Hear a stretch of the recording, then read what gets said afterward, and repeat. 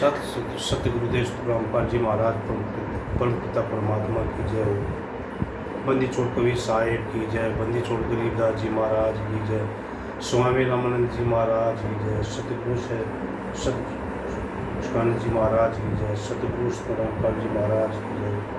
सत साहिब जय। बंदी छोड़ सभी भक्तों वो सत साहिब भक्तों, ये जो किताब है, इस किताब को कोई गलत साबुत कर दे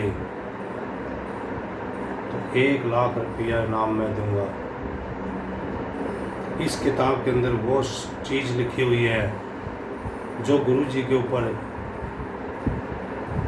छुटानी से लेके बरवाड़ा तक जितने भी अत्याचार गुरु जी के ऊपर हुए हैं,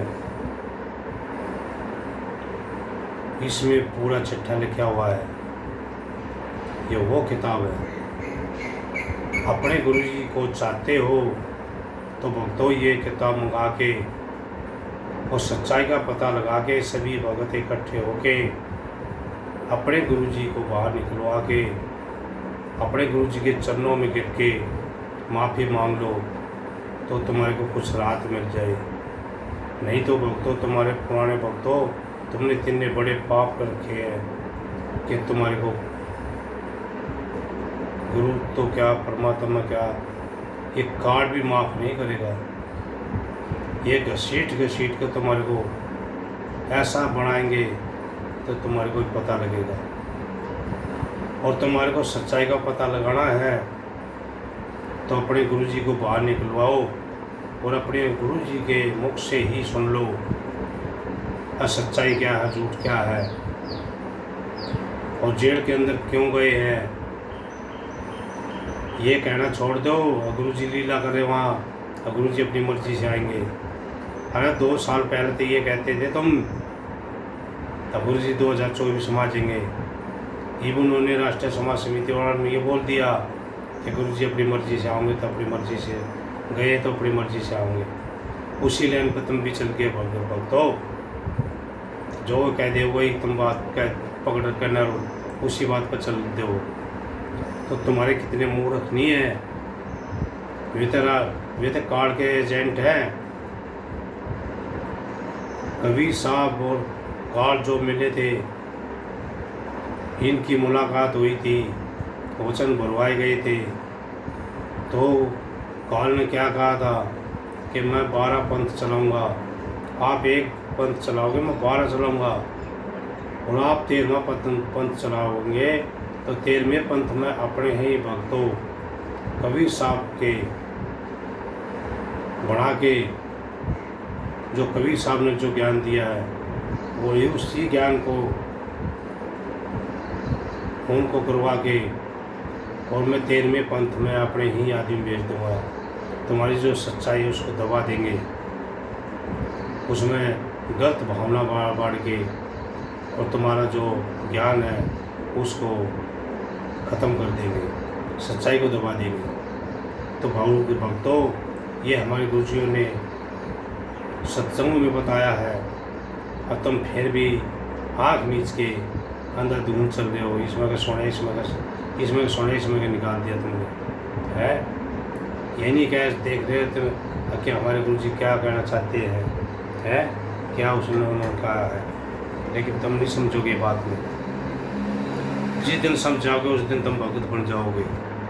तो इस किताब में से सुन लो।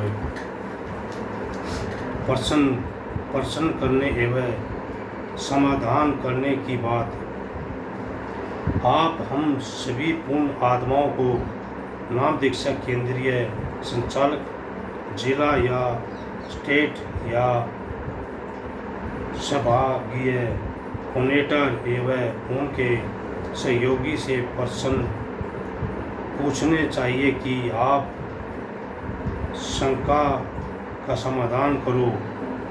हमारी जो शंका है उसको समाधान करो। जो गुरु जी के ऊपर 429-430 की फाइल है वो फाइल दिखाओ।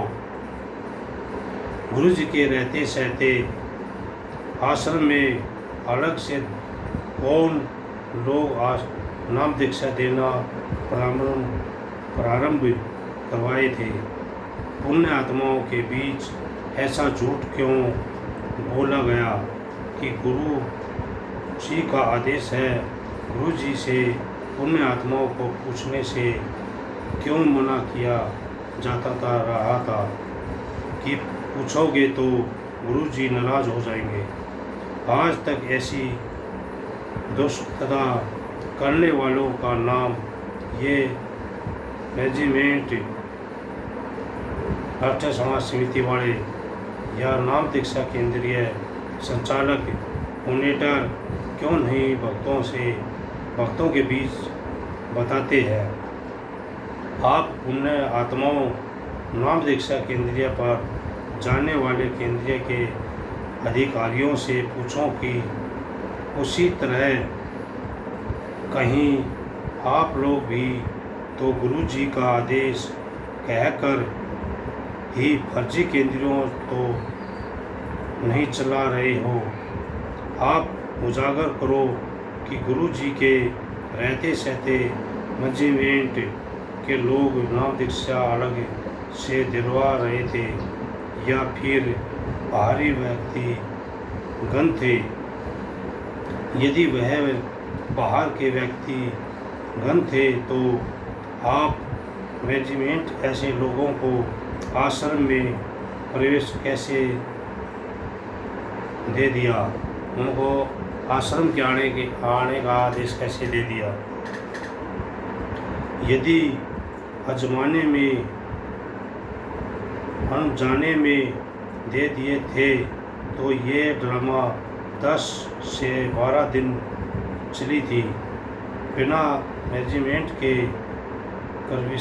करती के कितने दिन कैसा ड्रामा चलाया जा सकती थी?